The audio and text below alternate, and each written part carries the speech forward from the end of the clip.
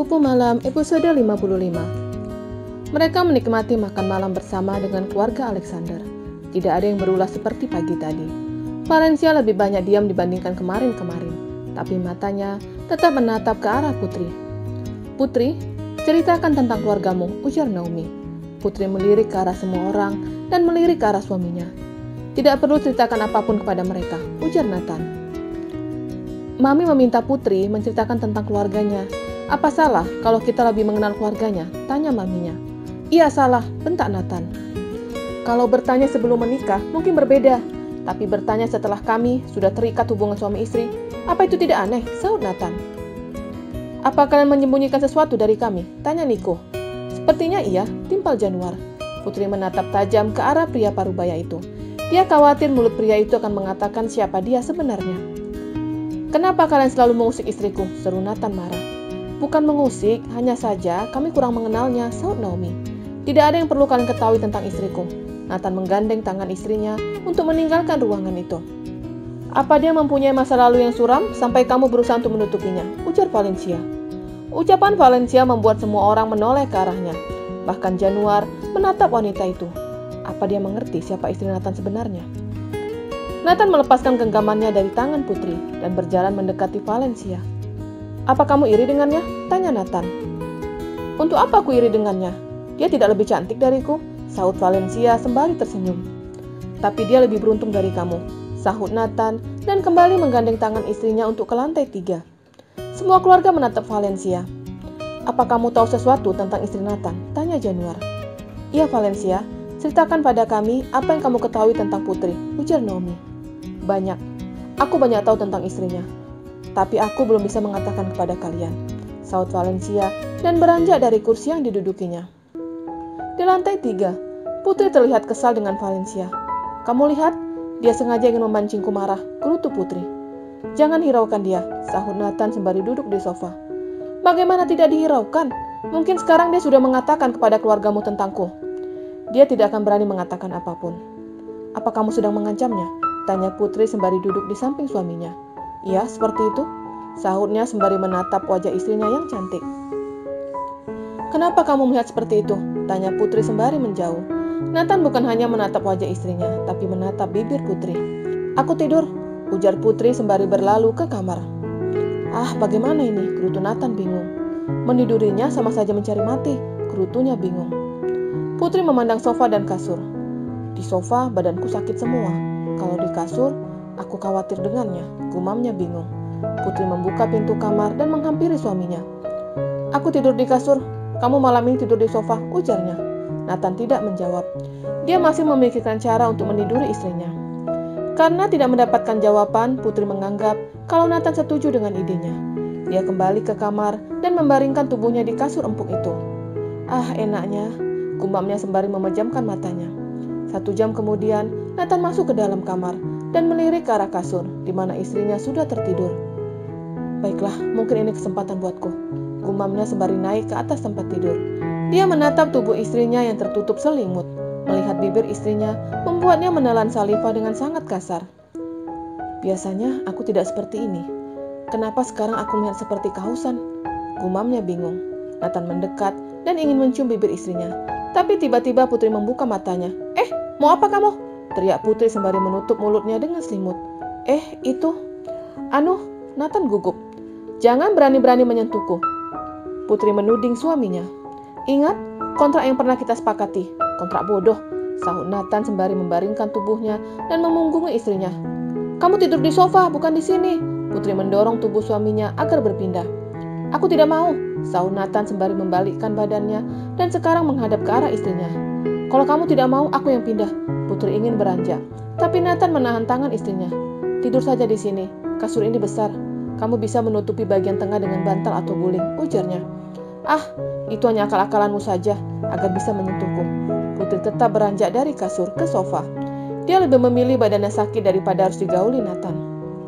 Nathan tidak bisa melarang istrinya. Jika melarang, pasti istrinya akan curiga dengannya. "Putri, aku..." Nathan diam. "Kenapa?" tanya Putri dalam keadaan berbaring di sofa. Hari ini aku bertemu dengan Pak Benny," ujarnya. "Apa kamu sudah mengatakan kepada Pak Benny tentang perceraian kita?" Tanya Putri yang sekarang mengubah posisinya menjadi duduk. Aku tidak bisa mengatakan ke Pak Beni. Dia akan curiga kalau tiba-tiba aku meminta cerai. Yang dia tahu, aku dan kamu saling mencintai, jelasnya. Mungkin terlalu cepat, tapi kamu bisa mengatakan ke Pak Beni kalau kita tidak cocok dan sering bertengkar. Pasti beliau akan mempertimbangkan, ujar Putri sembari membaringkan tubuhnya. Nathan menatap langit-langit kamar sembari melirik istrinya. Dia mengirim pesan ke Andre dan beranjak dari kasur. Kamu mau kemana? Tanya Putri. Bukan urusanmu, sahutnya ketus dan mengganti pakaiannya dengan setelan jas tanpa dasi. Aku tidak pulang malam ini. Kamu bisa menguasai tempat tidur itu, ujarnya dan meninggalkan rumah itu dengan mobilnya sendiri. Putri heran dengan tingkah suaminya, tapi dia tidak ingin ikut campur.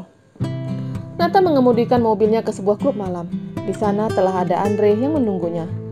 Pesankan satu tempat untukku, titahnya ke Andre.